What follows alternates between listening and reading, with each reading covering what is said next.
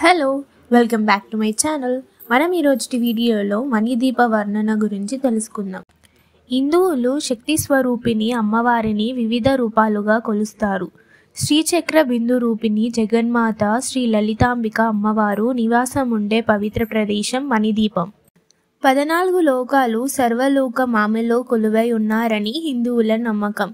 యావత్ జగతిని పరిరక్షించే అమ్మవారి ఆలోచనలను అనుగుణంగా మణిద్వీపం పుట్టింది. ఈ మణిద్వీపాన్ని గురించి వివరించాలంటే మానవ శక్తి సరిపోదు. మహిమాన్వితమైన అమ్మవారు చింతామణి గృహంలో నివసిస్తారు. అందుకనే దేవి భాగవతంలో మణిద్వీపం గురించిన వర్ణన ఉంది. అంతులేని వజ్రాలు, రత్నాలు, ముత్యాలు లాంటి నవనిధులతో పాటు బంగారుమయమైన కొండలు ఈ మణిద్వీపంలో ఉన్నాయి. అనేక ప్రకారాల అనంతరం అమ్మవారు దర్శనమిస్తారు. విష్ణువు నివసించే వైకుంఠం, శివుడు నివసించే కైలాసం కంటే అమ్మవారు నివసించే మణిద్వీపం అద్భుతంగా ఉంటుంది. అనంతమైన సంపద అక్కడ ఉంటుంది. అందుకనే మణిద్వీపం అని తలిచిన మాత్రమే సకల దరిద్రాలు దరిదాపున చేరవని శాస్త్ర ప్రమాణం. తాము చేపట్టిన పనులు ఎటువంటి ఆటంకాలు లేకుండా జరగాలన్నా, సిరి సంపదలతో ఇల్లు కలకలలాడాలన్నా మణిద్వీపాన్ని పారాయణం చేస్తుంటారు.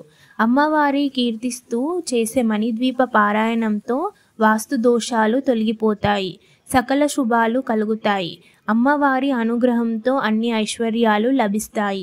మణిద్వీపాన్ని మనసారా చదివినా లేక గానం చేసినా వచ్చే ఫలితాలను వర్ణించడానికి 1000 పడగల ఆదిశేషుడికి కూడా సాధ్యం కాదు.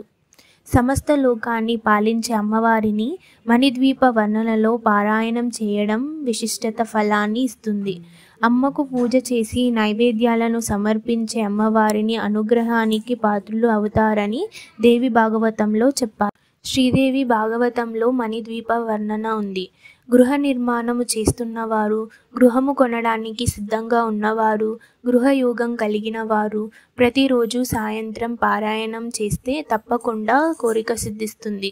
గృహ ప్రవేశ శుభ సందర్భాలలో తరతరాలుగా మణిద్వీప వర్ణన పారాయణం చేస్తూ ఉండటం ఓ ఆచారంగా వస్తుంది. శ్రీచక్ర బిందు రూపిణి, శ్రీ రాజరాజేశ్వరి, శ్రీదేవి, శ్రీ మహావిద్య, శ్రీ మహాత్రిపుర సుందరి, శ్రీ లలితా జగన్మాత అమ్మవారు నివాసం ఉండే పవిత్ర ప్రదేశమే మణిద్వీపం.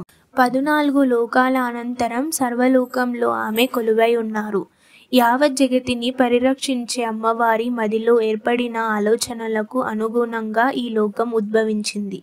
4 వైపులా అమృతంతో కూడిన సముద్రం సరిహద్దులుగా ఉన్న ఈ ద్వీపాన్ని వర్ణించాలంటే మన శక్తి చాలదు.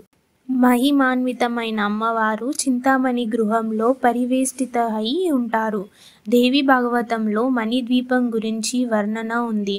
అంతులేని వజ్రాలు, రత్నాలు, ముత్యాలు లాంటి నవనిధులతో పాటు బంగారు మయమైన కొండలు ఈ ద్వీపంలో ఉన్నాయి. అనేక ప్రకారాల అనంతరం అమ్మవారు దర్శనమిస్తారు. మొదట వచ్చే ఇనుప ప్రాకారంలో భూమండలంలోని రాజరాజులు ఉంటారు. వీరు అమ్మవారి దర్శనానికి వచ్చే భక్తులను పంపుతారు. అనంతరం కంచుతో చేసిన రెండో ప్రాకారం ఉంటుంది. పచ్చటి అరణ్యములతో వివిధ రకాల జంతువులు, పక్షుల కిలకిల రావాలతో ఆ ప్రాంతం ప్రతిధ్వనిస్తూ ఉంటుంది. ఇలా అనేక ప్రాకారాలు దాటిన అనంతరం చింతామణి గృహంలో అమ్మవారు ఉంటారు. జ్ఞాన మండపంలో భక్తులకు దర్శనమిస్తారు. ముక్తి మండపంలో మంత్రాలతో చర్చలు నిర్వహిస్తారు. వైకుంఠం, కైలాసం కంటే అద్భుతమైన ప్రపంచం అమ్మవారి నివాసం. యావత్ విశ్వంలో ఎక్కడ లభించని అనంతమైన సంపద అక్కడ ఉంటుంది. అన్నిటినీ మించి అమ్మ సన్నిధిలో ఉండటమే మహావరం.